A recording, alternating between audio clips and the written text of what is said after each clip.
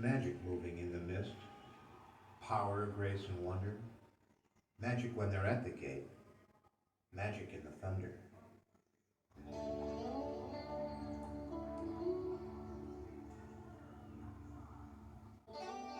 I like horses a whole lot. I like the way they stand, like which ones have more muscle, and which ones have more speed and temper.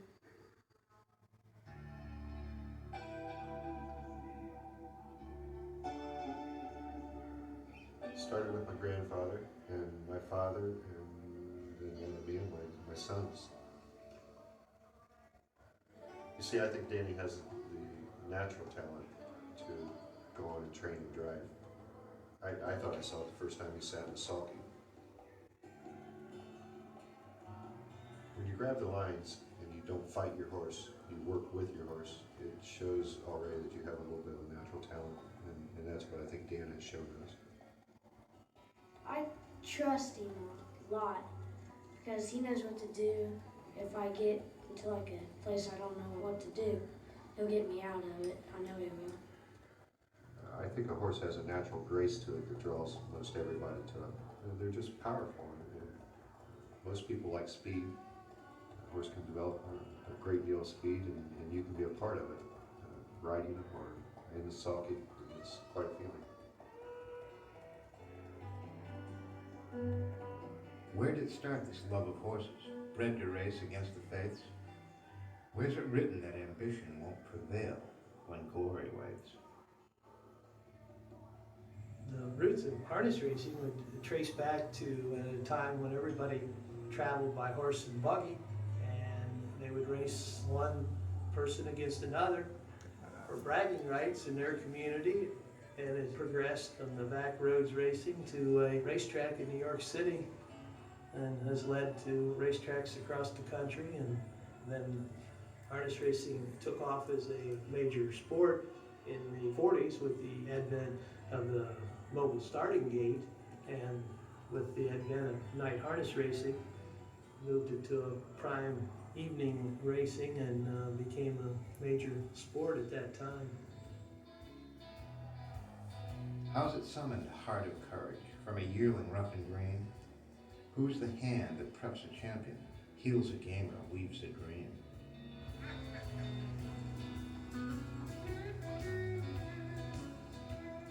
When we're starting with a young standardbred, the first thing we do is we put a harness on them and get them used to the feel of the harness. After that, we'll put a bridle on them and again get them used to the feel of the bridle. At the point where they turn right, they turn left and stop at our beck and call, that's the point where we hook them to the cart. And then bit by bit, as they get stronger, we start to increase the speed that we go at. Around January, somewhere between January 1st and January 15th, we try to hit a 3-minute mile. And then we try to drop them maybe at a rate of 5 seconds a week, if they can handle it. I have to work with my grooms and my second trainers and my blacksmith and my veterinarian. We're all working towards one common goal, and that's to make the most fit, sound racehorse to get him to the winner's circle. And I try to suit the training method to the horse. In some cases I may swim one, in other cases I may tow one, and that's all part of a trainer's job, to figure out what's necessary to get the maximum performance out of a horse. They do have very unique and very individual personalities. We have one that eats pizza, we have one that drinks Coca-Cola. Most cases, you try to get into their heads and you try to figure out what it is that they're missing. And so, I mean, it's just a matter of trying to figure out what makes them tick. The wager's the final measure of horse and handler, odds and fate. If you're game, the window's open. Call your bets and don't be late.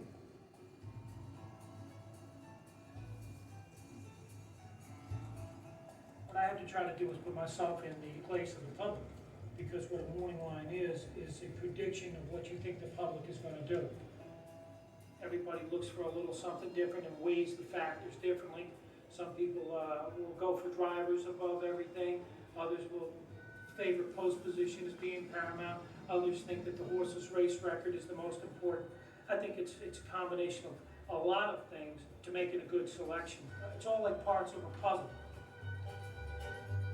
Often, it's harder to predict what the public's going to do than it is to predict what the horses are going to do. The public isn't always right. They have a great record. We're running about 42% winning favorites here, but you got to remember there's another 58% that aren't winning favorites. This is one of the exciting things about racing. When you come to the track, you get to shop for the odds you want. And if you think that that 30-to-1 shot has a better chance than that, then you can go to the window and support them, and you'll be rewarded with a $62 winner if you're right.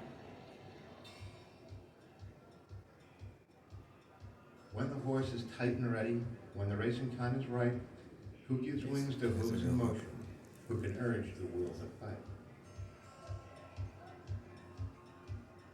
Well, the pacers, they're right front and right hind move in unison. 99% of them wear hobbles to keep them on stride. Trotters they're right front and left hind move in unison. They're a diagonally gated horse. My favorite category is fast. I'm a firm believer in using the odds horse as a handicapper. And I've got a lot of respect for what the public feels. If a horse is bet down favorite, there's a reason for that, and that's something that I'll factor in. And if a horse is 90-to-1, that tells me he doesn't belong in that class, and it's a horse that you certainly wouldn't want to follow for risk of being blocked in. I come up with a plan of what I think I'll do at the gate, but the key is to be adaptable. You can make all the plans in the world, but once you swing in behind that gate, they're subject to change, and you have to be able to adapt to that change, or you're not going to be successful. And you definitely have a feel for your competitors, because they have tendencies, and you know which drivers are going to make different moves. Horses are different. Some have a lackluster attitude when it comes to passing other horses, so you can be following in and the horse is right on the bit and feels like he's going to pace right by, and as soon as you take him out, he's content just to hang there and won't give you his full effort. Other horses will be content to follow along and won't even pick up the bit, and you won't think will go at any, and if you take them out, that's when they'll kick in and want to pass. Third, Jet fourth, the outside, come on, tough down. We got 3 in, 2 out, going to the 3/4 mark. Begin, it's the lead by 1.5. Sometimes they'll get her a second. 2 some time on the outside, third, Jet fourth. Come on, tough guy on the outside. 3/4, 1:25 for 1/5. Final turn on top of the field. Begin with Billy racing down on the rail second. Sometime go get her. The outside, 2 some time. 3 mark to the outside. Come on, tough guy. Down the stretch they come. Begin with Billy. Come on, tough guy. Closing the outside. Come to the left. Begin. Come in. 1:53. 3/5. Winning.